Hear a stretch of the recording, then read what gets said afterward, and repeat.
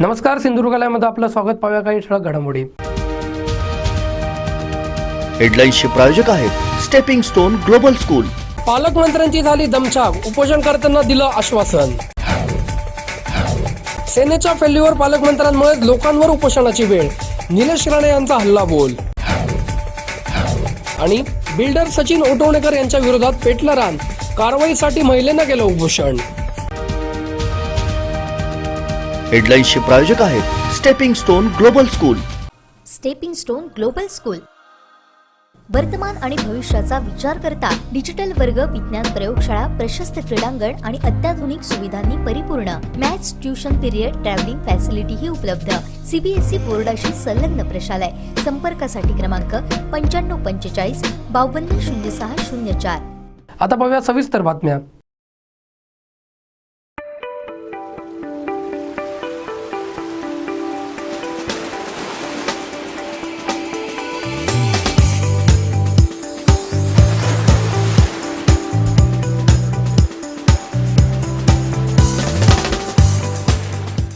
जिल्ह्याच्या इतिहासात पहिल्यांदा 300 उपोषणं छेडण्यात आली. त्यात 120 उपोषणं ही मुख्यालयात छेडली. पालकमंत्री उदय सामंत यांनी उपोषणकर्त्यांची भेट घेत त्यांच्याशी चर्चा केली. तर उपोषणकर्त्यांच्या मागण्या 100% पूर्ण करू, मात्र प्रशासनाला थोडा वेळ द्यावा असं मत पालकमंत्री उदय सामंत यांनी व्यक्त केलं आहे. मग त्यांना असं वाटलं की एखादा मुलांना वीज बाधा होईल किंवा काहीतरी होईल, पण त्यांनी जर चेंज केला असेल तर त्यांच्यावर शिक्षणाधिकाऱ्याने बर्डन काढणार. सर, एकच आहे की त्यांनी प्रक्रिया पूर्ण करून बदलू शकतात असं आहे. प्रक्रिया पूर्ण केली नाही असेल केली म्हणतात नाही केली पण आता माझ्या महिन्यात जिल्ह्यात 500 शाळा आहेत किंवा 1000 शाळा आहेत, त्यातल्या शाळेमध्ये बदल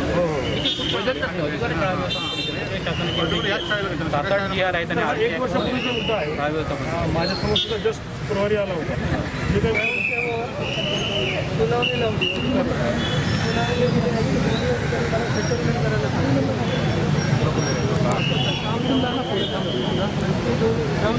साधी गोष्ट आहे.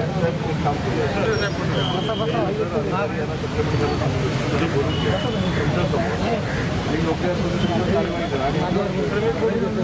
काम समितीचे प्रमुख दुसऱ्या व्हिडिओला ठेवले. हे विचार करून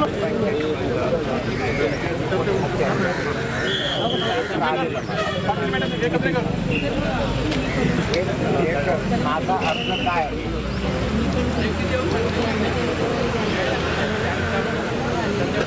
बरं, ठीक आहे. आता ते आलेलं परत एकदा बोलून घ्या. घरचं नको आणि बाहेरचं नको यांच्याने पुरावे फक्त 2 मागे किंवा वाघ आणि वीज घरकुल कुठे गेले तर आमच्या साहेबांनी आणले. आणि अशी जी घरं बनलेली आहेत, सातबारा एकीकडे आणि बांधकाम दुसरीकडे, आणि जे बसत नाही ते आपल्या मर्जीवर बसतो. हा रिपोर्ट आहे माझा. तो रिपोर्ट इथे तहसीलदार कोण आहे? त्याचा अहवाल घ्या. हे फक्त 2 पुरावे जागेवर आहे की नाही, बाकीचे मिळाले म्हणतात. आपण तहसील आणि तहसीलदारांकडनं घ्या अहवाल. संचालकाने अहवाल मागितला. संचालकांचा अहवाल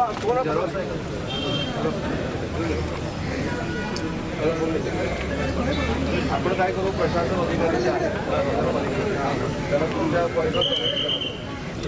अहवाल त्यांनी 2 मागितला.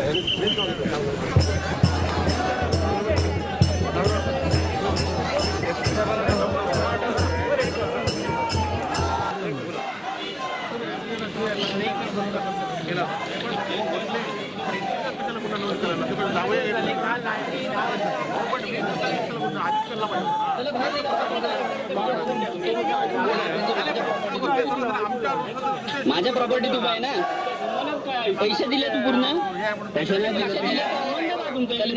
प्रॉपर्टी. चल इकडून निघ करत उभा नाही.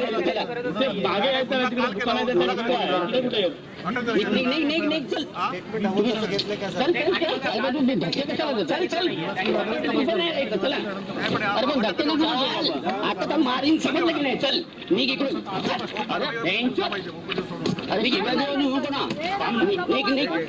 सर, एक मिनिट. प्राधिकरण तसं तिथंच टाकतं. लोकांच्या मी साहेब आता सांगतो म्हटलं 100 आणि 200 रुपयाचा गुंठाही केला आणि ओरच गाव प्राधिकरणाला देतो. प्राधिकरण जर तुम्ही टाकत असेल तर त्याच्यावर काय मार्ग काढायचा. आता माझी मिटिंग आहे, त्याच्यामध्ये दोषीला मी सांगतो. ते दंडाचे हे दिले 75,000 दंड. मी बघतो ते.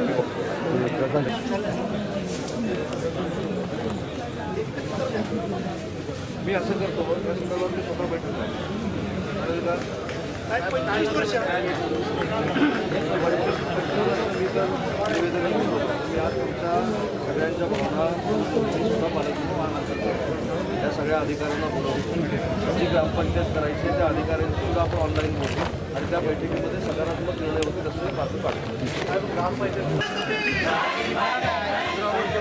पण उपोषण झालेलं आहे ते आठवणं बोलून सांगतात.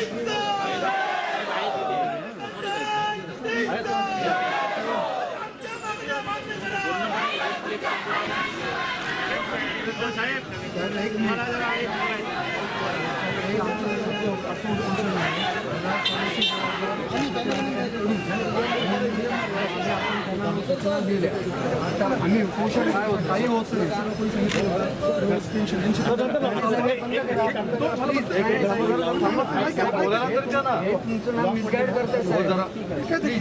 एक फोटो घेतो.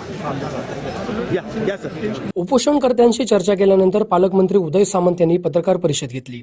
यावेळी उपोषणकर्त्यांच्या मागण्या 100% पूर्ण करू, मात्र प्रशासनाला थोडा वेळ द्यावा असं मत पालकमंत्री उदय सामंत यांनी पत्रकार परिषदेत व्यक्त केलं आहे. कमी पडतंय अशातला भाग नाही. मी आता सगळ्या उपोषणकर्त्यांना भेटलो, त्यांच्या अडचणी समजून घेतल्या.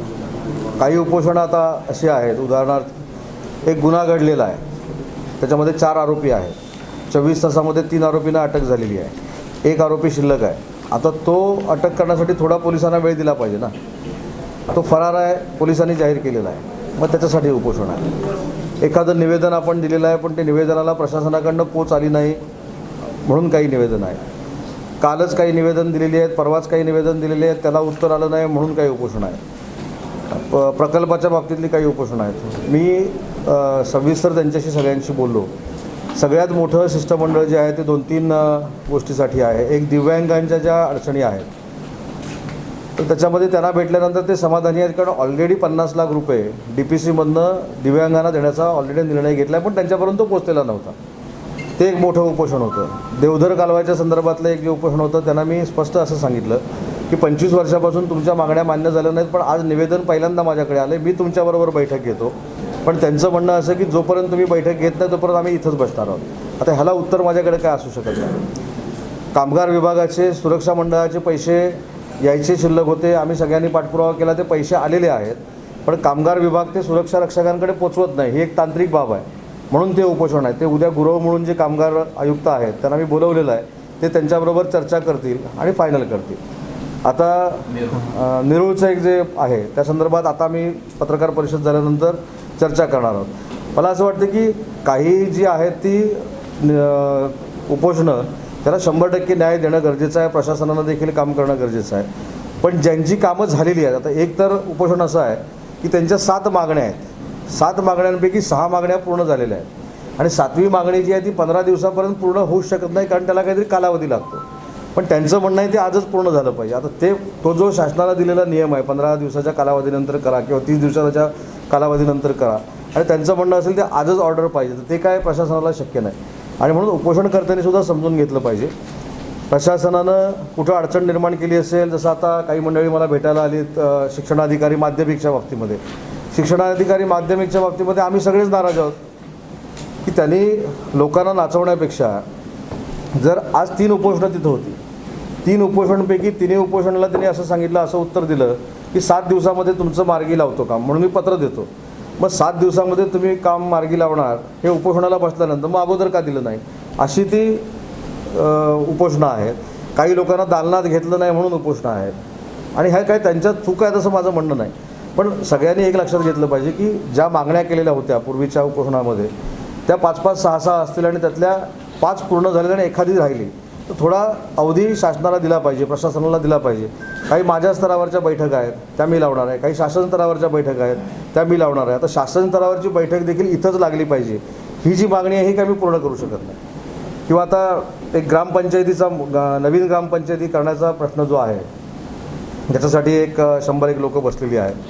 त्यांचं म्हणणं जो 13 वर्षापूर्वीपासून चालत आलेला प्रश्न आहे, पण तो आज माझ्यासमोर आला. मी त्यांना पर्याय काय सांगितला की 28-29 तारखेला मी इथं आहे, मी स्वतः 28 तारखेला त्याची बैठक घेतो, आपण VCवर बाकीच्या सगळ्या अधिकाऱ्यांना बोलू, ज्या काय तुमच्या अडचणी आहेत त्या बघू आणि मी पाठपुरावा करतो. तर त्यांचं म्हणणं जोपर्यंत तुम्ही मिटिंग घेत नाही तोपर्यंत आम्ही इथनं उठणार नाही. आता ह्याला पर्याय काय असू शकत नाही. जे पहिलंच निवेदन माझ्याकडे आलं आहे त्याच्यावर मला देखील अभ्यास करायला वेळ दिला पाहिजे ना. तर मला असं वाटतं की आहेत सगळे आंदोलनं जी आहेत किंवा उपोषण करते आहेत ते सगळे जेन्युइन आहेत, कोणाची मला आक्षेप नाही. पण त्या मंडळीने देखील समजून प्रशासनाला वेळ दिला पाहिजे. नाही हो, कसं आहे की उपोषणं जास्त झाली तर ती का झाली, उपोषणं कमी झाली तर लोक जागृत नाहीत का, असे प्रश्न उत्तरं होत असतात. प्रत्येक गोष्ट प्रशासन करतच नाही. मग आता सगळा जो डोलारा विकासाचा आहे तो प्रशासनावरच अवलंबून आहे ना. त्याच्यामुळे काही ठिकाणी पाठीपुढं होत असेल, जसं मी तुम्हाला अगदी खुल्या मनानं सांगितलं की बाबा माध्यमिक शिक्षणाधिकाऱ्यांच्या बाबतीमध्ये काही अडचणी आहे, तर त्या कशा दूर करायच्या मुख्य सचिवांना सांगून, त्यांच्या मंत्र्यांना सांगून, ते पालकमंत्री म्हणून माझी जबाबदारी आहे. तुम्हाला जर हा व्हिडिओ आवडला असेल तर लाईक करा, शेअर करा आणि सबस्क्राईब करायला विसरू नका.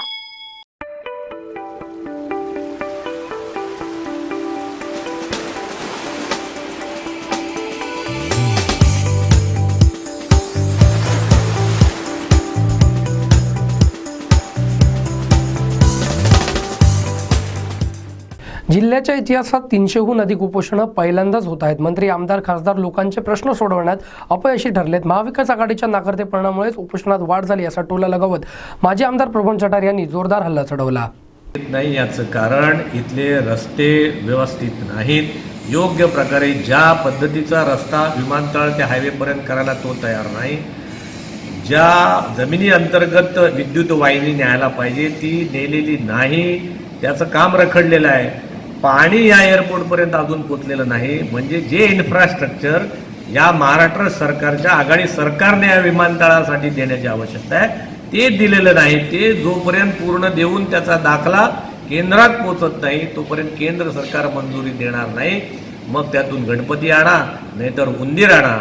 केंद्र सरकार तेव्हाच परवानगी देईल की सगळ्या खालच्या व्यवस्था परिपूर्ण असतील. हे विमान उतरवायचं आहे, त्याच्यामध्ये अनेक माणसं बसतात, त्यांच्या जीविताला धोका होऊ शकतो. हा जो कोस्टल भाग आहे त्या कोस्टल भागातल्या विद्युत वाहिनी या भूमी अंतर्गतच हव्यात, त्यावरून जाता कामा नये. त्या विकासकाचा फायदा होईल म्हणून मागच्या वेळेला माननीय दीपक केसरकरांनी या खालून न टाकता वरून टाका म्हणून सांगितलं. आम्ही ओरडून सांगत होतो की या विद्युत वाहिन्या ह्या भूमी अंतर्गतच गेल्या पाहिजेत, जमिनीच्या खालून गेल्या पाहिजेत. पैसे त्याच्यासाठी उपलब्ध केंद्र सरकारने केले, परंतु ते काम झालं नाही. पाण्याचं काम अपुरं, विद्युत दाहिनीचं या विद्युत वाहिनीचं काम त्या ठिकाणी अपूर्ण, रस्त्यांची कामं अपूर्ण. त्यामुळे हे सगळं पूर्ण झाल्याशिवाय केंद्र सरकार याला NOC देणार नाही. केंद्राला लोकांच्या जीविताची काळजी आहे हे लक्षात ठेवा. सांगणे दूध का दूध और पाणी का पाणी हो जाए. आपलं सिंधुदुर्ग लाईव्हने त्या तुमच्या समोरच त्यांना दाखवा. तुम्ही त्याची पडताळणी करून घ्या. तुम्हीच त्यांचे पंच व्हा. तंटामुक्ती अध्यक्ष म्हणून पत्रकारांनी या सगळ्या मीडियाने काम करावं आणि किमान आम्हाला नको मीडियाला तरी दाखवा कुठे या गोष्टी झालेल्या. त्या दाखवल्यात तर केंद्राकडनं NOC आणण्याची जबाबदारी आमची. अगदी सरकार हे अपयश झाकण्यासाठी महाराष्ट्रातलं हे आघाडी सरकार, या तिन्ही सरकारमध्ये असलेल्या तिन्ही पक्षाचा एकमेकाला पायपोस राहिलेला नाही. कुरघोडीचं राजकारण या तिन्ही पक्षात सुरू आहे. म्हणजे तुम्ही काल बघितलं असेल तर मुंबईत झालेल्या शेतकऱ्यांच्या त्या मोर्चाला या आघाडी सरकारमधील 2 घटक उपस्थित होते. शिवसेना ही काल लापता का होती? कालच्या शेतकरी आंदोलनामध्ये शिवसेना गायब का झाली? का मुख्यमंत्री गेले नाहीत? का मुख्यमंत्र्यांचे सुपुत्र गेले नाहीत? का महाराष्ट्राचा कृषी मंत्री गेला नाही? सगळी अख्खी शिवसेना काल शेतकऱ्यांच्या विषयामध्ये का लापता होती? का गायब झाली होती? किमान तुम्ही आघाडी सरकारमध्ये, याचा अर्थ या आघाडीतल्या 3 पक्षांमध्ये आलबेल नाही. हे कुठल्याही घटकेमध्ये पवार साहेब या सरकारचा गळा घोटू शकतात. याच्यामध्ये माननीय उद्धव ठाकरे हे पवारांच्याच दृष्टीने बघावे तर ते काय म्हणतात अकार्यक्षम मुख्यमंत्री दिसून येत आहेत. कदाचित डाव असेल की सुप्रियाताई या महाराष्ट्राच्या पुढच्या मुख्यमंत्री होण्याच्या वाटेवर असावेत. मला वाटते त्यामुळे उद्धव ठाकरे हटवा आणि सुप्रियाताई आणा अशा प्रकारचा काहीतरी गौडबंगाल या सरकारात दिसते.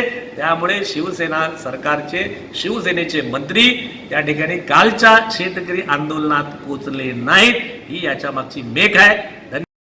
राज्यामध्ये या आघाडी सरकारचं सरकार किती अकार्यक्षम आहे, लोकांना योग्य प्रकारे न्याय देण्यास हे सरकार सक्षम नाही.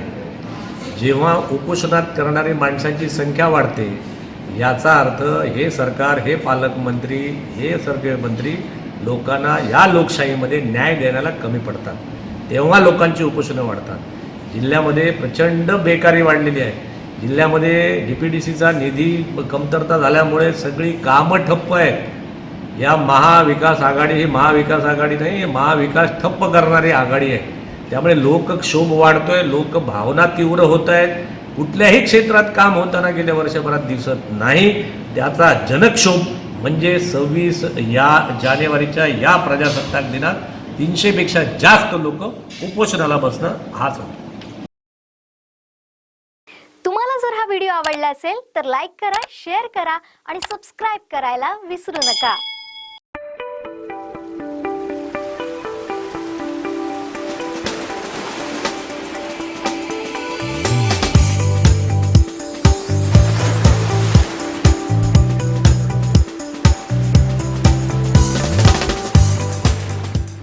शिवसेनेच्या फेल्युअर नेत्यांमुळेच लोकांवर उपोषणाची वेळ आली आहे. पालकमंत्री उदय सामंत यांचं जिल्ह्यावर लक्ष नसून त्यांचं लक्ष भलतीकडेच आहे, असं मत माजी खासदार निलेश राणे यांनी व्यक्त केलं. सिंधुदुर्ग जिल्ह्याचा उल्लेख 2014च्या अगोदरचा सिंधुदुर्ग जिल्हा आणि 2014च्या नंतरचा सिंधुदुर्ग जिल्हा, हो, आम्ही नेहमी फरक लोकांना सांगत असतो. हो, साहेब जेव्हा प्रशासनामध्ये होते, कॅबिनेटमध्ये होते, हो, एक वेगळा दबदबा, हो, एक वेगळा रुबाब सिंधुदुर्ग जिल्ह्याचा होता. हो, हो, प्रश्न सोडवण्याची एक पद्धत होती. हो, निर्णय क्षमता साहेबांची हो, कोणच चॅलेंज करू शकत नाही महाराष्ट्रामध्ये, असं नाव राणे साहेबांचं महाराष्ट्रभर आहे. हो, ही सगळी जी काही पद्धत होती ती 2014 पर्यंत होती. आणि 2014 नंतर जेव्हापासून पालकमंत्री बदलले, शिवसेनेची सत्ता आली, हो, तेव्हापासून ते आतापर्यंत हो, तुम्ही म्हणतायत त्याहून अधिक लोकांनी आज उपोषण, वेगवेगळ्या विषयांसाठी आज उपोषण केलं. हो, हे सिंधुदुर्ग जिल्ह्यासाठी पोषक नाही. हो, ह्याचा अर्थ असा होतो की सातत्याने सिंधुदुर्ग जिल्ह्याच्या विषयांकडे दुर्लक्ष करण्यात आलं. सिंधुदुर्गाच्या प्रश्नांवर दुर्लक्ष झालेलं आहे. सिंधुदुर्गाच्या वेगवेगळ्या विषयांवर दुर्लक्ष झालेलं आहे. आणि प्रशासन आणि नेते, पालकमंत्री असतील, खासदार, आमदार पूर्ण फेल गेलेले आहेत. हो, हो, त्यांचं जे काम आहे ते लोकांना दिसत नसल्यामुळे लोकांमध्ये ते कधीच कुठल्या विषयांमध्ये दिसले नाहीत, मिसळलेले नाहीत. त्यांच्या वैयक्तिक जीवनामध्ये ते एवढे मग्न आहेत, आमदारकी आणि मंत्रीपद भूषवण्यामध्ये एवढे मग्न आहेत की लोकांच्या विषयांकडे दुर्लक्ष झालं. लोकांमध्ये चीड आहे आणि ती चीड आज प्रजासत्ताक दिनाच्या निमित्ताने आज दिसली. आणि सिंधुदुर्ग जिल्ह्याचं जे नुकसान झालंय हे कधी भरपाई होईल हे काय, मला हे जोपर्यंत शिवसेनेचे नेते मंडळी इथून जात नाही किंवा शिवसेना जात नाही तोपर्यंत विषयांकडे असंच दुर्लक्ष होत राहणार, विषय असेच प्रलंबित राहणार. आणि त्यांना प्रशासनामध्ये त्यांचा दबदबाही नाही, पालकमंत्र्यांचा त्यांचं लक्षही नाही, त्यांचं वेगळं भलतंच लक्ष वेगळीकडे असतं. आणि हे भयानक चित्र आज आपल्याला सिंधुदुर्ग जिल्ह्यामध्ये बघायला मिळतंय. मी तुम्हाला जसं सांगितलं, पालकमंत्र्याचं जिल्ह्यावर लक्ष नाही. पालकमंत्री भलत्याच विषयामध्ये त्यांचे ते विषय भलतेच असतात आणि काहीतरी वेगळंच काहीतरी करत बसतात. ते त्यांना कुठले विषय माहित नाही, त्यांना सिंधुदुर्ग जिल्हा माहित नाही, सिंधुदुर्ग लोकांची विषय माहित नाही. त्यांचं काम फक्त ते आहेत मुळात ठेकेदार आणि ठेकेदारीतून त्यांचं एक राजकारण करायची पद्धत आहे. त्याच्यामध्ये सामान्य जनतेचे विषय दुर्लक्षित झाले आणि त्यांना विषय माहित नाही. त्यांचं लक्षच नाही या जिल्ह्यावर, त्यांचं लक्ष भलतीकडेच आहे. मातोश्री खुश कशी होईल याच्यावर त्यांचं लक्ष आहे. सिंधुदुर्ग जिल्हा कसा खुश होईल याच्यावर त्यांचं लक्ष नाही. केंद्र सरकारचं कारण वेळोवेळी हे लोक पुढे आणतात. खासदार विनायक राऊत काय तिकडे फुगड्या खेळायला गेलेत काय केंद्रामध्ये? ते कशासाठी बसलेत तिकडे? तुम्हाला खासदारकीचे विषय सोडवण्यासाठी तिथे पाठवलेलं आहे. मग कशासाठी आहेत नेमके विनायक राऊत? भजन आणि पेट्या वाजवायला आहेत काय? ह्यांना विषय काय ते समजत नाही. विषयाची उत्तरं मिळाली नाही तर केंद्र सरकारवर ढकलायचं. हे ठाकरे सरकारचं आणि ह्या प्रशासनाचं, ह्या ठाकरे सरकार मधल्या मंत्र्यांचं, खासदार, आमदारांचं हेच काम आहे. आता विषय कुठे येतो? एअरपोर्ट अथॉरिटी ऑफ इंडियाकडे. हो. एकदा तरी पालकमंत्री किंवा खासदारांनी हा शब्द बाहेर काढला का एअरपोर्ट ऑथॉरिटी ऑफ इंडिया हा विषय कधी बाहेर काढला नाही. म्हणून त्यांना सुरुवात कुठे करायची विषयाची, अंत कुठे करायचा माहीत नसल्यामुळे आज अनेक प्रश्न प्रलंबित आहेत आणि त्याचा फटका सिंधुदुर्ग जिल्ह्याला पडतोय. तुम्हाला जर हा व्हिडिओ आवडला असेल तर लाईक करा, शेअर करा आणि सबस्क्राईब करायला विसरू नका. बातमीपत्रात घेऊया छोटीशी विश्रांती.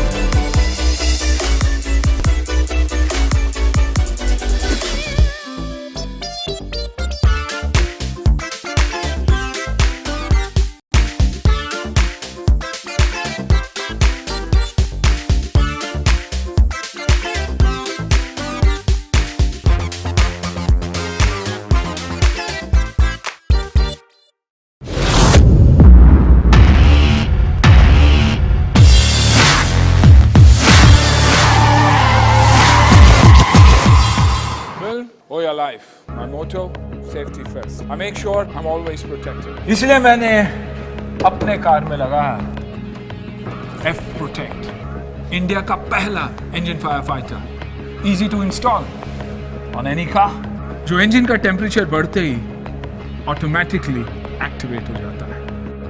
F Protect, protect what you love.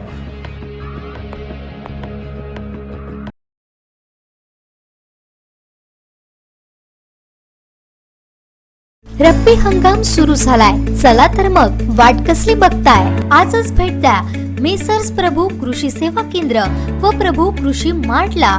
Sindhudurg जिल्ह्यात कृषी क्षेत्रासाठी अत्याधुनिक अवजारे व बियाणे पुरवणारे अग्रगण्य दालन. पॉवर विडर घ्यायचाय तर कृषी अवजारांचे सुसज्ज दालन प्रभू कृषी सेवा केंद्रातूनच. अगदी लहानांपासून थोरांपर्यंत हाताळण्यास सोपे असणारे पॉवर विडर सुद्धा उपलब्ध. विविध कंपन्या आणि सर्व प्रकारच्या कृषी अवजारांसाठी आजच संपर्क करा.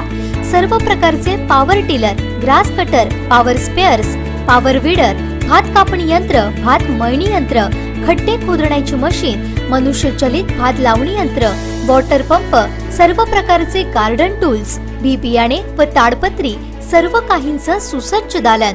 प्रभू कृषी सेवा केंद्र व Prabhu agri mart Kudal. Honda, Aspee agro equipment, फोकर्स India private limited, E agro care, Kisan Kraft, Benson agro, Samson, Krishidhan seeds, Nirmal seeds, Mahabeej महामंडळ आदी कंपन्यांचे अधिकृत विक्रेते. सिंधुदुर्ग जिल्ह्यातील शेती अवजारे पुरवणारे विश्वसनीय नाव प्रभू कृषी सेवा केंद्र व प्रभू ॲग्री मार्ट कुडाळ. आमच्या शाखा कुडाळ, वेंगुर्ला, कसाल व दोडामार्ग. आमचा पत्ता भोगटे कंपाऊंड, उद्यम नगर, कुडाळ. संपर्क 9423 30 41 73, 9011 39 76 63 आणि 72 63 83 23 99. SSPM लाईफ टाइम हॉस्पिटलचा सिंधुदुर्ग जिल्ह्यातील एकमेव हृदयशास्त्र विभाग. एंजिओग्राफी, एंजिओप्लास्टी, 2D इको यांसारख्या अत्याधुनिक सेवा. अनुभवी तज्ञ, गुणवत्ताधारक डॉक्टर आणि कर्मचारी. हृदयशास्त्र तज्ञ डॉक्टर रमेश माळकर यांची दर शुक्रवारी सेवा. हृदयविकार संबंधित रुग्णांनी आजच संपर्क साधा. SSPM lifetime hospital, Padve, taluka Kudal. संपर्क 023 67 23 40 00.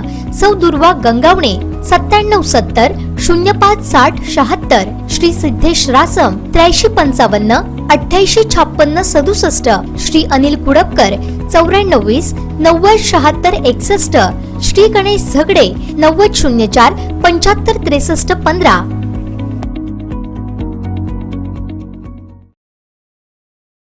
विश्रांतीनंतर आपलं पुन्हा एकदा स्वागत. पाहूया यानंतरची बातमी.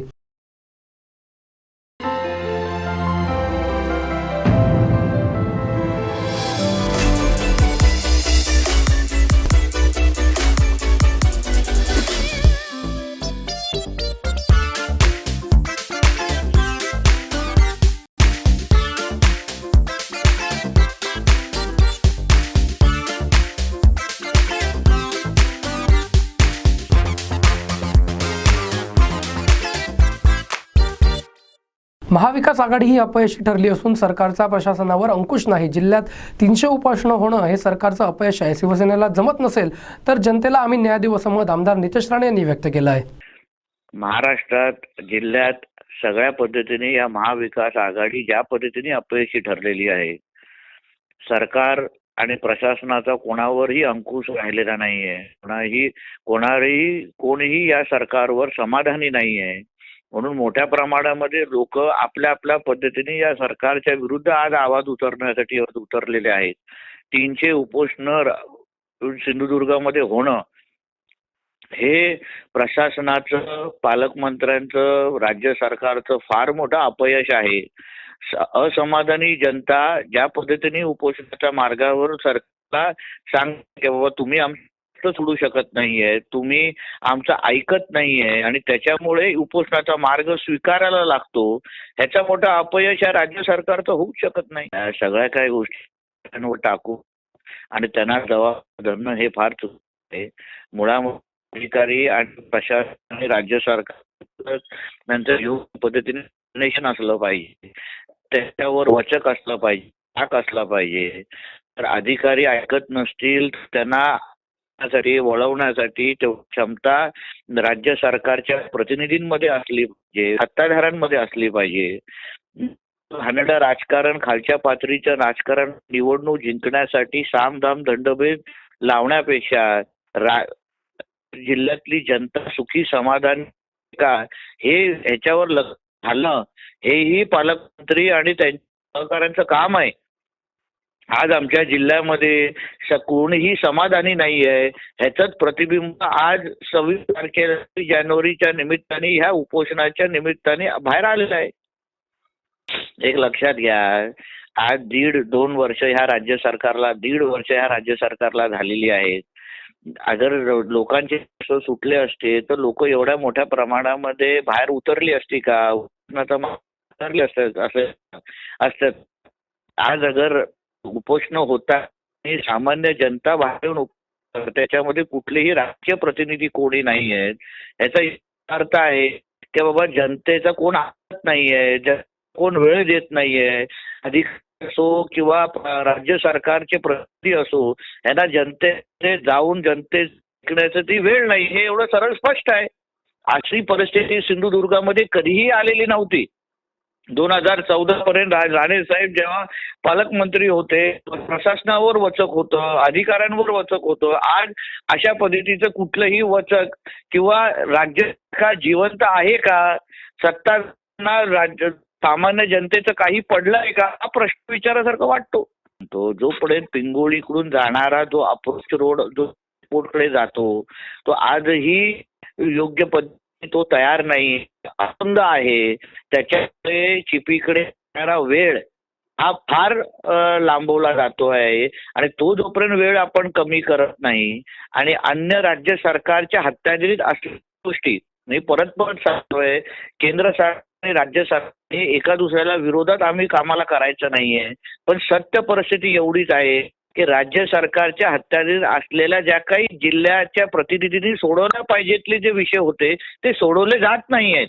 पिंगोळीकडे जाणारा जो अप्रोच रोडचा विषय असो किंवा अन्य जे तांत्रिक बाबी असो, ह्याच्यावर कोण लक्षच घालायला तयार नाहीये. नुसतं तिथे जाऊन फोटो सेशन होत आहेत, तिथे जाऊन टीका टिप्पणी होते, पण प्रामाणिक पद्धतीने कोणाला अगर एअरपोर्ट चालू करायचं असेल की त्यांनी लक्ष घालवत ना.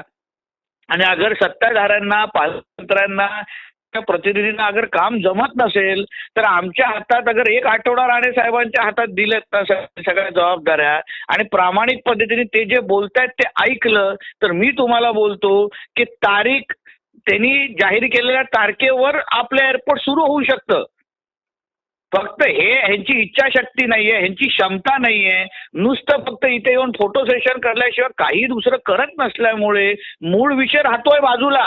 आपण तारखांच्या उगाच हे राजकारण आणि तारखांच्या बातम्या चालवतोय. अहो, मूळ विषय तरी समजून घ्या आणि मूळ विषय सोडवण्याची तुम्ही तयारी दाखवा. अगर तुमची तयारी, तुमच्यामध्ये क्षमता नसेल तर तुमच्याकडे राणे साहेबांसारखा एक अनुभवी व्यक्ती आहे, एअरपोर्ट सारख्या विषयावर त्यांच्याबरोबर सलामसलत घेण्यामध्ये वाईट काय?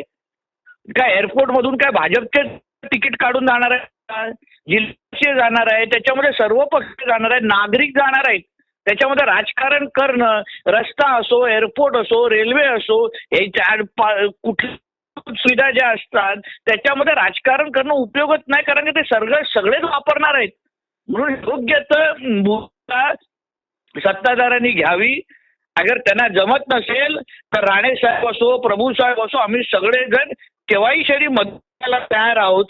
मदत घ्यायचीच नसेल आणि फक्त राजकारण करायचं असेल तर त्याला दुसरा मार्गच नाही. एक लक्ष, आम्ही वारंवार आम्ही तो विरोध करतो, आम्ही तर उचलतोय, पण मुळामध्ये हे लोकांना फक्त राजकारण, अगर बीजेपीच्या प्रतिनिधींनी अगर पत्रकार परिषद घेतली तर हे फक्त राजकीय उत्तर देतात, पण त्यांना हे कळत नाही. आज सामान्य जनता, आज तुम्ही मला सांगा, अगर जिल्ह्यामध्ये 300 अगर उपोषण वेगवेगळ्या माध्यमातून होत असतील तर हे काय बीजेपीच्या लोकांनी केलेले उपोषण आहेत का?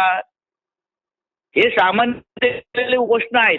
अरे ह्याला अगर तुम्ही म्हणून अगर समाधानी करू नसाल, तुमच्या दिव्याच्या गाड्या असतील, तुमच्या खुर्च्या असतील, ह्या अगर जनतेसाठी अगर उपयोगी होत ठरत नसतील तर त्या लाल दिव्याच्या गाड्या किंवा त्या खुर्च्या काय कामाच्या, तुमच्या काय कामाच्या? म्हणून याबद्दल अगर सत्ताधाऱ्यांनी योग्य विचार केला नाही, आम्हाला पण टोकाची भूमिका घ्यायलाच लागेल. का शेवटी जनतेला बांधील आहोत, जनतेशी बांधील आहोत, जनतेला न्याय मिळवून देणं हे आमचं काम आहे. आणि अगर सत्ताधाऱ्यांना जमत नसेल तर मला पण आमची त्यांच्या लोकांच्या बाजूनी कडक भूमिका घ्यायला लागेल. आणि मग संघर्षच अगर एकमेव पर्याय असेल तर आम्ही टोकाचा संघर्ष करण्यासाठी तयार आहोत. तुम्हाला जर हा व्हिडिओ आवडला असेल तर लाईक करा, शेअर करा आणि सबस्क्राईब करायला विसरू नका.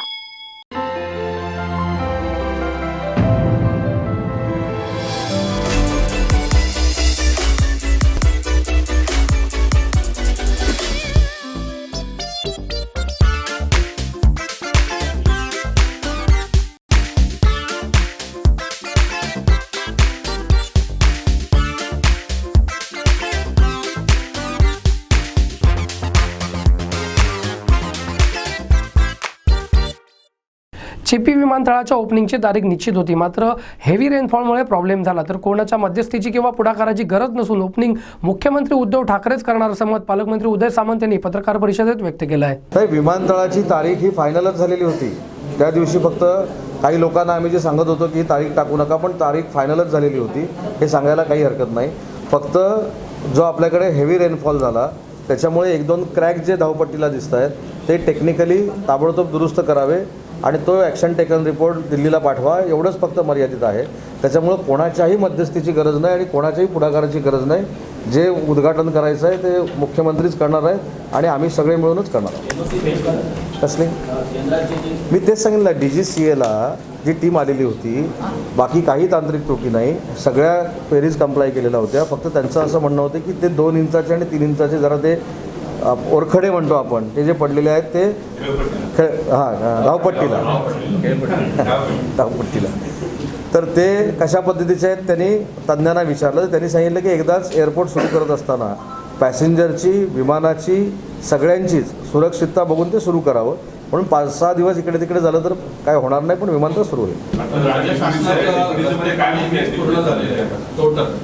हो, सगळं मी स्वतः 2दा तिथं जाऊन आलो.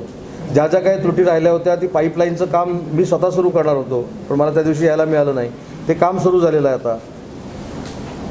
सिक्युरिटी जी सुरक्षा बोर्डाकडनं यायची होती ती पण आलेली आहे, पोलिसनं देखील दिलेली आहे. त्याच्यामुळे एक आधी लक्षात घेतलं पाहिजे की जर विमानतळ ठरलेल्या कालावधीमध्ये सुरू करायचं नसतं तर SP साहेबांनी 45 पोलीस तिथे दिले नसते आणि महाराष्ट्र सुरक्षा बोर्डानं 45 त्यांचे गार्ड दिले नसते. 90 लोकांचा पोलिसांचा ताफा, म्हणजे सुरक्षेचा ताफा ज्या अर्थी तिथं येतो, परदेशातनं स्कॅनिंग मशीन आणि ह्या सगळ्या गोष्टी तिथे येतात. त्याच्यामुळं विमानतळ सुरू करणं हे अंतिम टप्प्यामध्ये आहे. टीका करणाऱ्यांना करू दे, पण माझ्या दृष्टीनं विमानात बसणाऱ्या प्रत्येक माणसाची सुरक्षितता असणं गरजेचं आहे, त्या श्रेयापेक्षा. नाही, मी कुठची गोष्ट साहेब नाकारत नाही. मी तर हे पण सांगितलं की DGCAनं आम्हाला त्या रात्री तो देतो म्हणून सांगितलेला होता. त्याच्यामुळे तुम्ही सांगितलेली तारीख ही 100% कन्फर्मच होती. मी त्याच्यावरनं पण पळवाट करत नाही.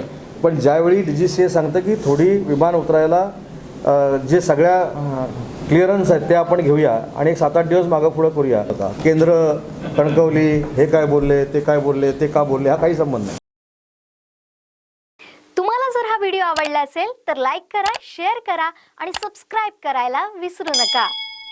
Throw has a shelf life of 2 years and is effective against accidental kitchen fires, small domestic fires, inflammable liquid fires, and electrical fires, where small fires quickly turn into raging infernos. But now, you are equipped to prevent disasters. Simply pick, aim, and throw. Be fire ready. माजी पालकमंत्री आमदार दीपक केसरकर यांनी उपोषणकर्ते रवी जाधव यांची भेट घेतली. गेले 7 दिवस नगरपालिकेसमोर जाधव यांचं उपोषण सुरू आहे. आमदार दीपक केसरकर यांनी त्यांची भेट घेऊन नगरविकास मंत्र्यांसोबत उपोषणकर्ते आणि सीईओंची बैठक लावून न्याय मिळवून देण्याचं आश्वासन दिलं. या आश्वासनानंतर रवी जाधव यांनी आपलं उपोषण मागे घेतलं.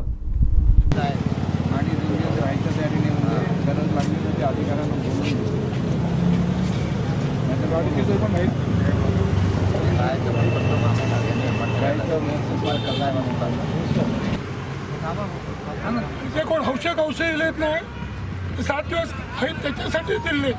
तुझा सत्यानाश करू, तू मरायचंही नाही, उपोषणात कोण मरणार नाही. थांबा ते आता 7 दिवस आले ना, सोडून सगळ्यांनी मिळून काय मिळवतं आमका जाऊन दे आता.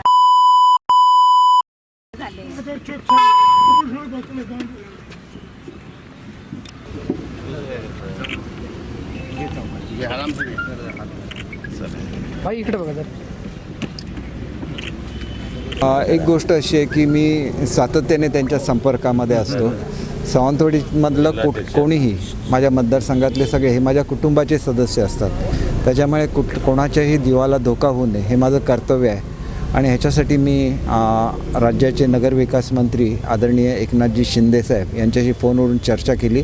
खरं तर आज मी त्यांना भेटणार होतो जाऊन, कारण अशा महत्त्वाच्या गोष्टीवर प्रत्यक्ष जाऊन भेटणं आवश्यक होतं. परंतु आज त्यांचं पत्री पूल हा एक महत्त्वाचा विषय ठाण्यातला आहे आणि त्याचं उद्घाटन त्यांच्या हस्ते होतं आणि माझी दुपारची फ्लाईट होती, कारण संध्याकाळी मला एक उद्घाटन होतं कुडाळला आणि त्याच्यामुळेच त्यांनी मला 29 तारीखला मलाच बोलवलं होतं. तुम्ही फक्त पत्र घेऊन या, आपण काम करतो.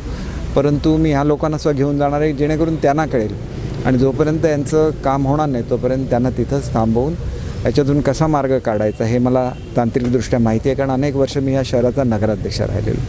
एक गोष्ट मला निश्चितपणे सांगायची आहे की जी गरीब लोक आहेत त्यांच्यावर अन्याय होणार नाही. त्याच्याचबरोबर कोणी जागा बळकावण्याचा प्रयत्न करून हे शहर विद्रूप करण्याचा प्रयत्न करत असलं तर ते मात्र मी बिलकुल खपवून घेणार नाही, कारण खूप मेहनत करून या शहराला या स्थितीपर्यंत आणण्यासाठी मी खूप मेहनत केलेली आहे. आणि मला सांगायचं की ज्यावेळेला अनेक स्टॉल होते, सावंतवाडी संपूर्ण स्टॉलची नगरी झालेली होती, एकही पोलीस आम्हाला बोलवायला लागला नाही. प्रत्येकाने आपल्या मनाने ते कॉम्प्लेक्समध्ये गेले, त्यांचं पुनर्वसन झालं.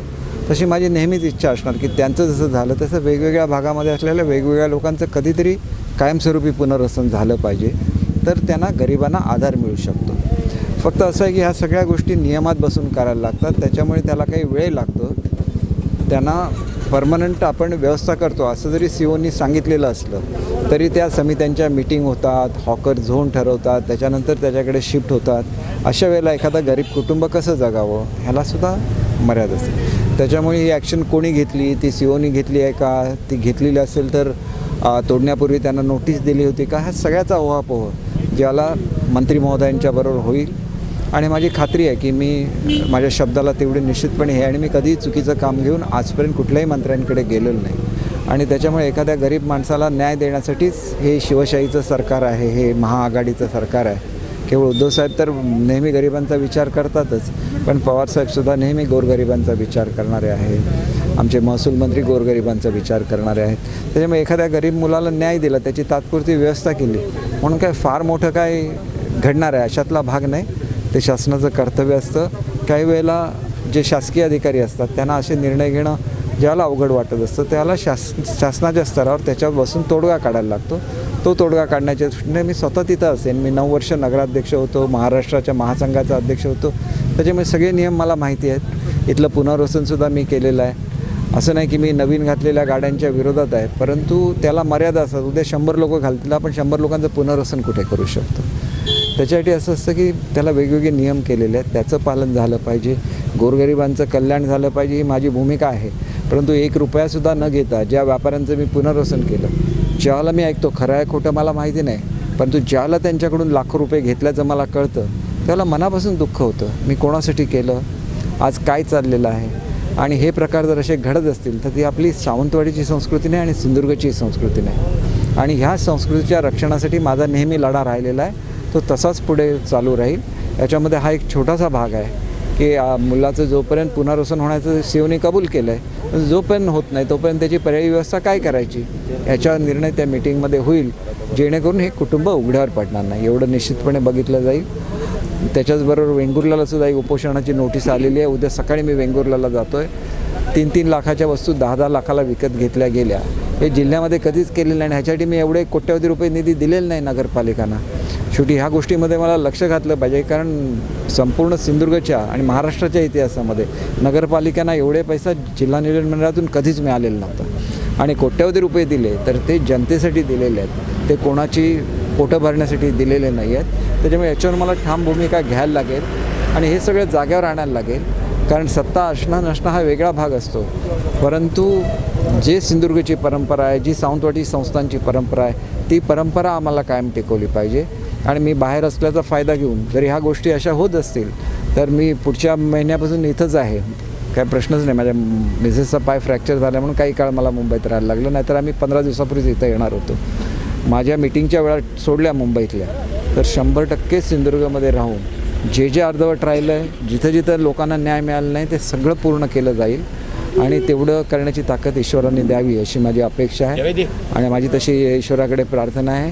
रवी जाधव आणि त्यांच्या कुटुंबांबरोबर मी आहे, त्यांच्यावर कुठल्याही परिस्थितीत अन्याय होणार नाही याची काळजी मी स्वतः घेईन. आणि सर्वांनी नागरिकांनी या उपोषणाच्या प्रसंगामध्ये या गरीब कुटुंबाबरोबर राहिल्या त्या सर्वच सावंतवाडीकरांचा मी आभारी आहे.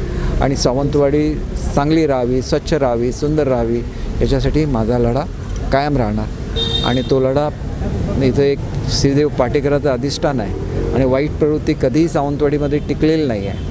तर कुठल्याही वाईट प्रवृत्तीच्या लोकांनी असं करण्यापूर्वी 10 वेळा विचार करावा आणि गोरगरिबांच्या कल्याणासाठी जे जे होत असेल तिथं मी पक्ष बघणार नाही, सगळ्या पक्षांशी माझं सहकार्य राहील, परंतु तो लोकांच्या विकासाचा आणि लोकांच्या हिताचा प्रश्न पाहिजे. आणि म्हणूनच या प्रश्नाकडे मी राजकारण म्हणून बघत नाही. एक गरीब मुलगा ज्याला 7 दिवस उपोषणाला राहतो त्याला येऊन त्याचा जीव वाचवणं हे लोकप्रतिनिधींचं कर्तव्य होतं. मी सातत्याने त्यांच्याशी बोलत होतो फोनवर, परंतु त्यांची समजूत पटत नव्हती. आज मी स्वतः येऊन त्यांची समजूत घालण्याचा प्रयत्न केला. त्या कुटुंबाने माझं ऐकलं, अनेक वर्षाचे संबंध आहेत आणि त्याच्यामुळे त्यांनी जो विश्वास ठेवला त्याच्याबद्दल त्यांच्या पूर्ण कुटुंबाचा सुद्धा मी ऋणी आहे. साहेब, एक अजून एक महत्त्वाचा प्रश्न तो म्हणजे सावंतवाडी नगरपालिकेच्या जागेत असणारे काही स्टॉल, या स्टॉलवर कारवाईचे आदेश हे जिल्हाधिकाऱ्यांनी दिलेले आहेत. तत्कालीन जेव्हा सत्ता होती, तुम्ही त्यावेळी नगरसेवक असाल, नगराध्यक्ष होता, त्या लोकांचं पुनर्वसन करतो असं आश्वासन त्या काही दिलं होतं. आज त्यांच्यावर कारवाई होणार आहे. एक बघा, असं आहे की मी ज्या काळामध्ये पुनर्वसन केलं त्याचा पूर्ण सर्वे हा नगरपालिकेच्या रेकॉर्डवर आहे आणि त्याच्यामुळे त्या लोकांचं पुनर्वसन 100% होणार.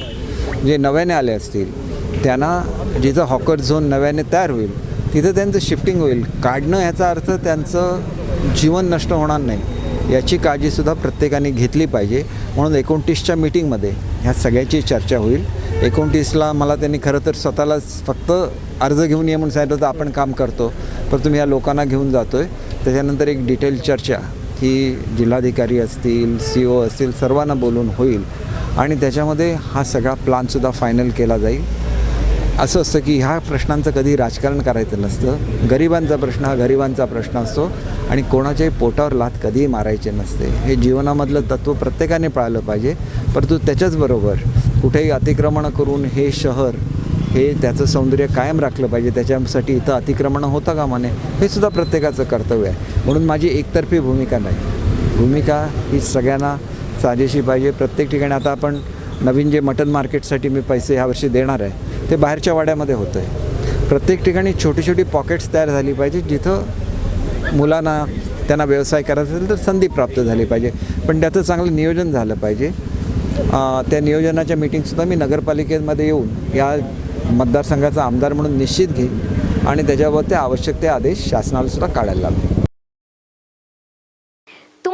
व्हिडिओ आवडला असेल तर लाईक करा, शेअर करा आणि सबस्क्राईब करायला विसरू नका. बातमीपत्रात घेऊया छोटीशी विश्रांती. नववर्षाच्या सर्वांना हार्दिक शुभेच्छा. शुभेच्छुक Catholic urban cooperative credit society limited, Sawantwadi. नववर्षानिमित्त खास offer. Catholic short term deposit मुदत 365 दिवस, व्याजदर 9.60%. त्वरा करा मर्यादित कालावधीसाठी.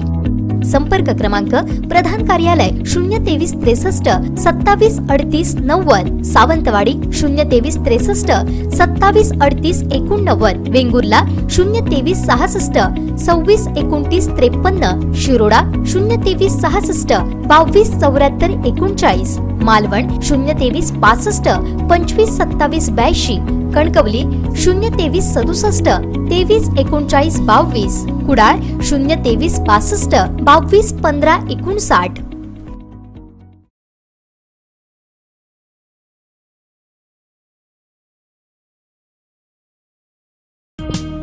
साहसी क्रीडेचा थरारक अनुभव. देवगड झिपलाईन भारतातील समुद्र किनाऱ्यावरील पहिली आणि महाराष्ट्रातील सर्वाधिक लांबीची झिपलाईन. आता हा थरार अनुभवा फक्त 300 रुपयात. खास पर्यटकांच्या आग्रहाखातर 26 जानेवारी 2021 पर्यंत विशेष ऑफर. आजच या सुवर्ण संधीचा लाभ घ्या. वेळ सकाळी 9 ते दुपारी 1 पर्यंत, संध्याकाळी 3 ते 6:15 पर्यंत.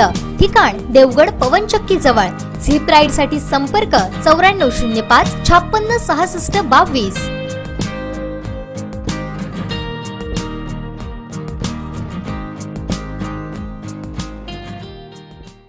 LPG पेट्रोल डिझेलच्या वाढत्या किमतीमुळे त्रस्त आहात, पण आता काळजी करू नका, कारण लवकरच आपल्या सिंधुदुर्ग जिल्ह्यातील सावंतवाडी, कुडाळ, कणकवली आणि वेंगुर्ले शहरात MNGL घेऊन येत आहे नॅचरल गॅस CNG व PNG च्या स्वरूपात.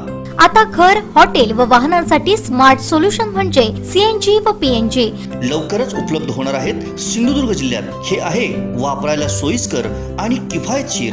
एक पाऊल पर्यावरणासाठी, एक पाऊल सुरक्षिततेसाठी. Maharashtra natural gas limited. संपर्क 7588 090505. Email ID ccs.care@mngl.in. नोंदणी सुरू.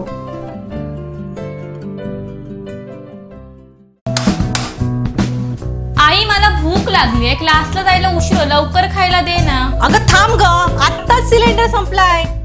अहो इकडे या ना, सिलेंडर संपलाय, बदलून द्या जरा. अगं मला पण उशीर होतोय. अजिबात नाही, दर महिन्याला सिलेंडर बुक करायचा आणि पुन्हा बदलायचा. ह्या कटकटीला अक्षरशः मी वैतागून गेलेले आहे. अहो वहिनी, कशाला काळजी करताय? तुम्ही सुद्धा आमच्यासारखं MNGLचं पाईप नॅचरल गॅस कनेक्शन लावून घ्या. ना बुकिंगची कटकट, ना वेटिंगची झंझट. जितका वापर तितकाच आकार, आणि हो सगळ्यात स्वस्त आणि सुरक्षित. अरे वा, आम्ही देखील आजच आमचं MNGL गॅस कनेक्शन रजिस्टर करतो. तुम्ही देखील नक्की करा. MNGLचं गॅस कनेक्शन सिंधुदुर्ग जिल्ह्यातील कुडाळ, वेंगुर्ला, कणकवली आणि सावंतवाडी शहरात उपलब्ध आहे. अधिक संपर्कासाठी क्रमांक 7588 090505 आणि 7588 090606. विश्रांतीनंतर आपलं पुन्हा एकदा स्वागत. पाहूया यानंतरची बातमी. Throw has a shelf life of 2 years and is effective against accidental kitchen fires, small domestic fires, inflammable liquid fires, and electrical fires. Where small fires quickly turn into raging infernos. But now, you are equipped to prevent disasters. Simply pick, aim, and throw. Be fire ready. जिल्हा मुख्यालयातील police parade ground येथे भारतीय प्रजासत्ताक दिनाच्या 71व्या वर्धापन दिनानिमित्त शासकीय ध्वजारोहण सोहळा संपन्न झाला. यावेळी सिंधुदुर्ग जिल्ह्याच्या विकासासाठी आपण सदैव तत्पर आणि कटिबद्ध राहणार असल्याचं मत पालकमंत्री उदय सामंत यांनी व्यक्त केलं. जिल्हा मुख्यालय येथील पोलीस परेड ग्राउंडवर भारतीय प्रजासत्ताक दिनाच्या 71व्या वर्धापन दिनानिमित्त शासकीय ध्वजारोहण सोहळा संपन्न झाला. पालकमंत्री उदय सामंत यांच्या हस्ते ध्वजारोहण करण्यात आलं. यावेळी आमदार वैभव नाईक, जिल्हाधिकारी के मंजुलक्ष्मी, मुख्य कार्यकारी अधिकारी डॉक्टर हेमंत वसेकर, पोलीस अधीक्षक राजेंद्र दाभाडे, अतिरिक्त जिल्हाधिकारी मंगेश जोशी, निवासी उपजिल्हाधिकारी शुभांगी साठे यांच्यासह शासकीय अधिकारी, कर्मचारी, नागरिक व शालेय विद्यार्थी मोठ्या संख्येने उपस्थित होते.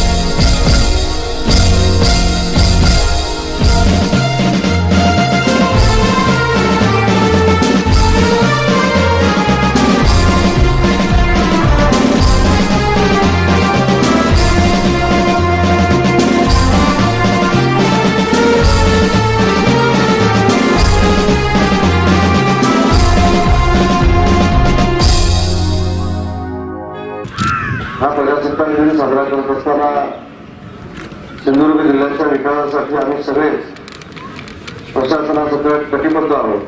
जरी 4-5 दिवसासाठी 8 दिवसासाठी पुढे गेला असला तरी मला असं वाटतं की सिंधुदुर्ग वासियांचं हे स्वप्न येत्या काही दिवसातच पूर्ण होईल. ज्या ठिकाणी आपण हा प्रजासत्ताक दिनाचा कार्यक्रम करतोय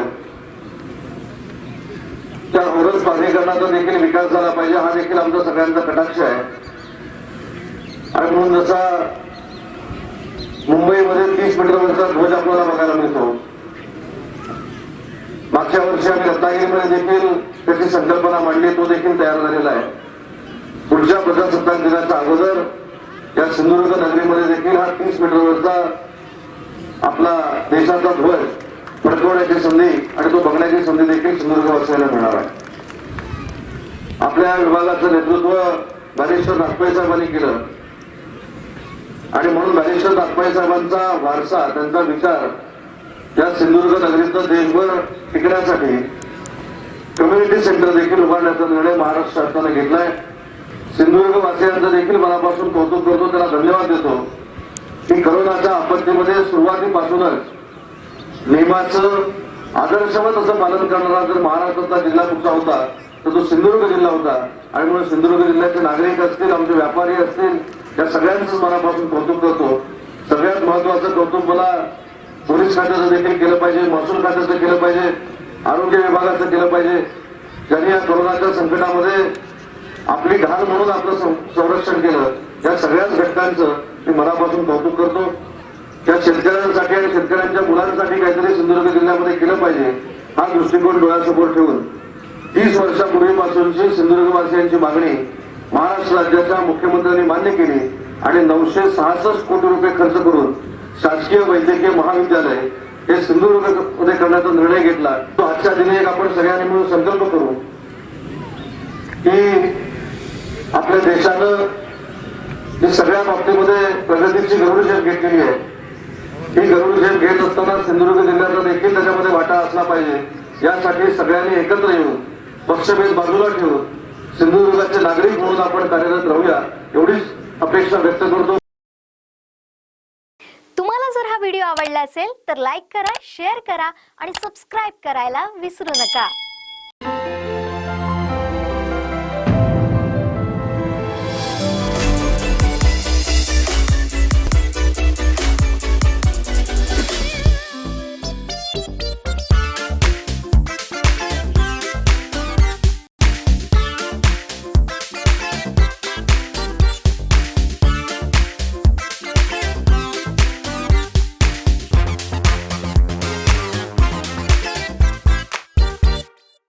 संसद रत्न खासदार सुप्रिया सुळेंना मुख्यमंत्री करण्याचा शरद पवारांचा डाव असल्याचा गौप्यस्फोट भाजपचे माजी आमदार प्रमोद जठार यांनी केलाय. पाहुयात काय म्हणाले प्रमोद जठार. अगदी सरकार हे अपयश झाकण्यासाठी महाराष्ट्रातलं हे आघाडी सरकार, या तिन्ही सरकारमध्ये असलेल्या तिन्ही पक्षाचा एकमेकाला पायपोस राहिलेला नाही. कुरघोडीचं राजकारण या तिन्ही पक्षात सुरू आहे. म्हणजे तुम्ही काल बघितलं असेल तर मुंबईत झालेल्या शेतकऱ्यांच्या त्या मोर्चाला या आघाडी सरकारमधील 2 घटक उपस्थित होते. शिवसेना ही काल लापता का होती? कालच्या शेतकरी आंदोलनामध्ये शिवसेना गायब का झाली? का मुख्यमंत्री गेले नाहीत? का मुख्यमंत्र्यांचे सुपुत्र गेले नाहीत? का महाराष्ट्राचा कृषी मंत्री गेला नाही? सगळी अख्खी शिवसेना काल शेतकऱ्यांच्या विषयामध्ये का लापता होती? का गायब झाली होती? किमान तुम्ही आघाडी सरकारमध्ये, याचा अर्थ या आघाडीतल्या 3 पक्षांमध्ये आलबेल नाही. हे कुठल्याही घटकेमध्ये पवार साहेब या सरकारचा गळा घोटू शकतात.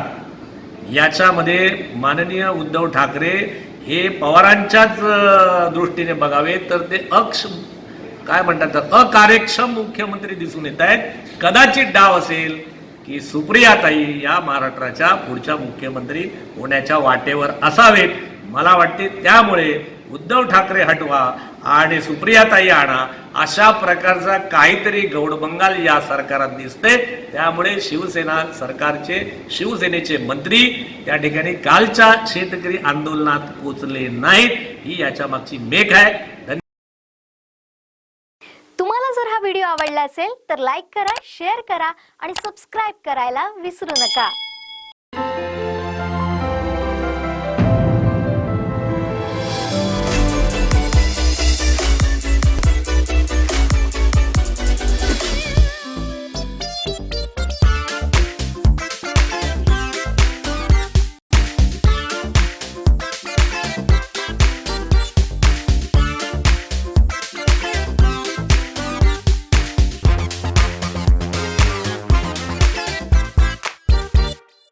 विमान उडवायचं असेल तर सत्ताधाऱ्यांनी राणेसाहेबांचं मार्गदर्शन घ्यावं असं मोठं विधान भाजपचे आमदार नितेश राणे यांनी केलं आहे. पाहुयात काय म्हणाले आमदार नितेश राणे. तो जोपर्यंत पिंगोळीकडून जाणारा जो अप्रोच रोड जो एअरपोर्टकडे जातो तो आजही योग्य पद्धतीने तो तयार नाही, अपंग आहे. त्याच्यामुळे चिपीकडे जाणारा वेळ हा फार लांबवला जातो आहे आणि तो जोपर्यंत वेळ आपण कमी करत नाही आणि अन्य राज्य सरकारच्या हाताळीत असलेल्या गोष्टी मी परत सांगतोय, केंद्र सरकार आणि राज्य सरकार एका दुसऱ्याला विरोधात आम्ही कामाला करायचं नाहीये, पण सत्य परिस्थिती एवढीच आहे की राज्य सरकारच्या हाताळीत असलेल्या ज्या काही जिल्ह्याच्या प्रतिनिधींनी सोडवल्या पाहिजेतले जे विषय होते ते सोडवले जात नाहीयेत.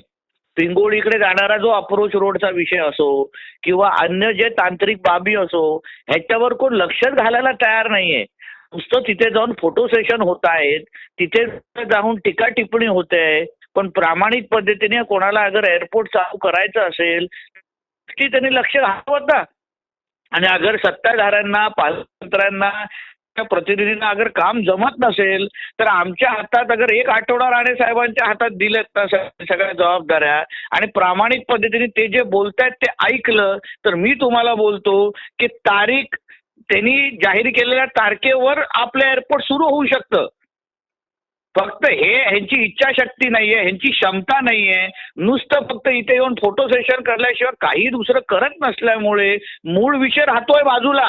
आपण तारखांच्या उगाच हे राजकारण आणि तारखांच्या बातम्या चालवतोय. अहो मूळ विषय तरी समजून घ्या आणि मूळ विषय सोडवण्याची तुम्ही तयारी दाखवा. अगर तुमची तयारी, तुमच्यामध्ये क्षमता नसेल तर तुमच्याकडे राणेसाहेबांसारखा एक अनुभवी व्यक्ती आहे, एअरपोर्ट सारख्या विषयावर त्यांच्याबरोबर सलामसलत घेण्यामध्ये वाईट काय?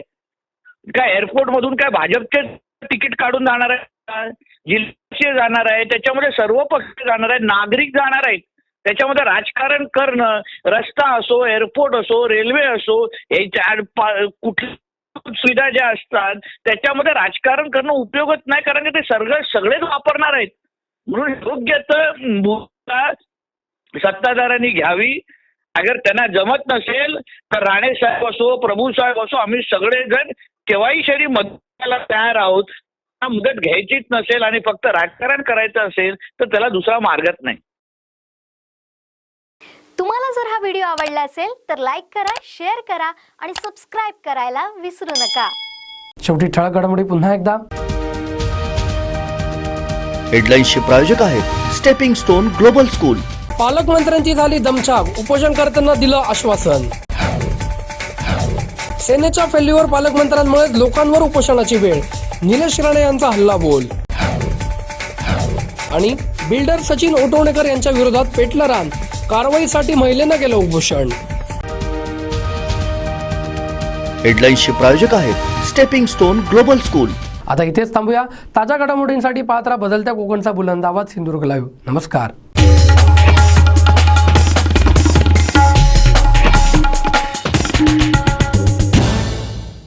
डॉइट्सफार ट्रॅक्टर ओपन चॅलेंज असेल हिम्मत तर या मैदानात. डॉइट्सफार ट्रॅक्टर खरेदीवर अनुदान, प्रशासकीय लाभ मिळवण्यासाठी कृषी विभाग, कृषी अधिकारी यांच्याशी संपर्क साधा.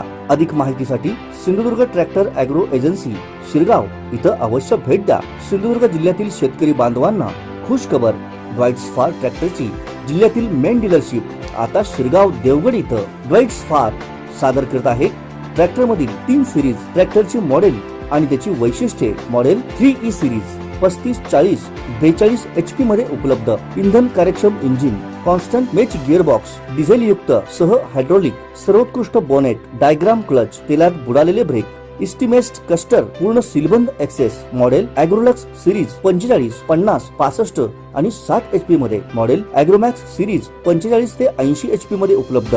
शक्तिशाली इंजिन, सर्वोत्तम आरामदायी, तेलात बुडालेले ब्रेक, स्वतंत्र PTO, संपूर्ण सिक्रोमॅश गिअरबॉक्स, मजबूत real axle double clutch DCIL, 4 wheel drive, सर्व इंजिन मध्ये ट्रॅक्टरची मॉडेल उपलब्ध. वेट्स for tractor sale service fair machinery आणि शेतकरी अवजारे मिळण्याचे जिल्ह्यातील एकमेव ठिकाण Sindhudurg tractor agro agency, all India repairing workshop, Shri Pavanai मंदिरानजीक, शिरगाव, देवगड निपाणी हायवे, तालुका देवगड, जिल्हा सिंधुदुर्ग. मोबाईल 800791 9884 आणि 94052 26085. प्रोप्रायटर श्री सीताराम जाधव.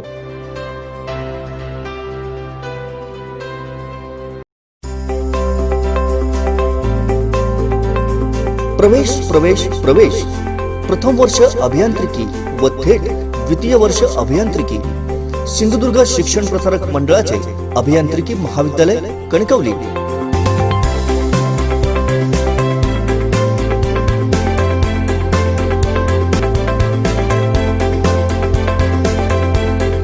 पदवी mechanical, electrical, electronics and telecommunication, computer engineering, mechatronics, computer science and engineering, artificial intelligence and machine learning.